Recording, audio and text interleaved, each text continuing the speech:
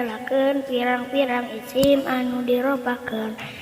Isim diropakeun 7 masing mikir, hiji fa'il kadua naibul fa'il, katilu mubtada kaopat khobarna, 5 isim kana rejeng akhawatna, tuluy khobar inna rejeng akhawatna, tuluy isim nu anut kanu ropana, nyaeta aya 4 jumlahnana. Naat atap taukid badal kaopatna, bab mertelakeun fa'il.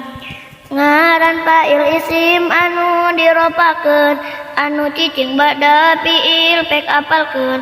Ari fa'il kabagi 2 bagian, isim dohir isim domir tayalian. Ari isim dohir lapat nu nuduhkeun kana hiji musammana sing regepkeun, bari teu make qaid ghaib kitabna, jeung takalum kitu cek ahli nauna, kaya ucapan qoma zaidun tengetan, wa yaqumu zaidun wa qoma zaidan, wa yaqumu zaidani qoma zaidun, wa yaqumu zaiduna aji sing tekun, qoma rijalu wa yaqumu rijalu, qomat hindun taqumu hindun tong saru, wa qomatil hinda wa qomatil hindun taqumul hindani, wa qomatil hindatu anjeun sing wani, wa taqumul hindatu qomal hunudu, wa taqumul hunudu anjeun tong udud,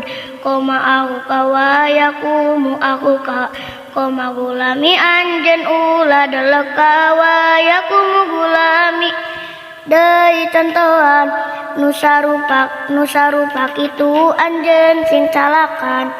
Fa'il isim domir fa'il nu nuduhkeun, mutakalim mukhatab ghaib apalkeun, sapertikeun ucapan anjeun dorobtu, dorobna dorobta apalkeun sing jitu, dorobti jeung dorobtu ma jeung dorobtu, dorobtu jeung doroba alap untung, jeung dorobat jeung doroba jeung dorobu, rejeng dorob naja han sabu sabu, jeung dorobat jeung doroba jeung dorobu, rejeng dorob najauhan sabu sabu.